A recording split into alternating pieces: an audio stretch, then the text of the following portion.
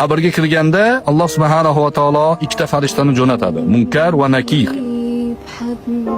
Ular o'sha vafot etgan odamni o'tkazib qo'yishni savol-javob qilishadi. Biz ko'rib turgan qabrning ichida bo'lmaydi. Lekin barzakh olamida xuddi shunaqa qabr holatida savol-javob bo'ladi. Shaklini bilmaymiz, lekin Rasulullohdan kelgan hadis shu. O'tkazib qo'yib, jon unga qaytib kiradi, savol-javob qiladi farishtalar.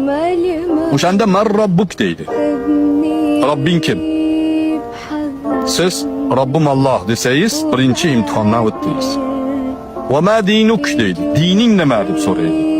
Dinim islom desangiz, ikkinchi savoldan o'tasiz. Uchinchisida bu kishini taniysanmi deydi. Rasululloh sallallohu alayhi va sallamning suratlarini ko'rsatadi. O'sha ko'rgan paytingizda siz dunyoda sunnatlarga amal qilib, Rasulullohni yaxshi ko'rib, u kishini tavsiyalariga labbay deb yashagan bo'lsangiz, taniysiz. Va o'sha zahoti bu kishi Muhammad alayhissalatu vassalom bizga risolat olib kelganlar, oxirigacha yetkazganlar, biz bu kishiga iymon keltirganmiz deysiz. Shu bilan qutuldingiz. Najot. Qabringiz jannat bog'chalaridan bir bog'chaga aylantiriladi. Qiyomat bo'lguncha zerikmasdan yotasiz.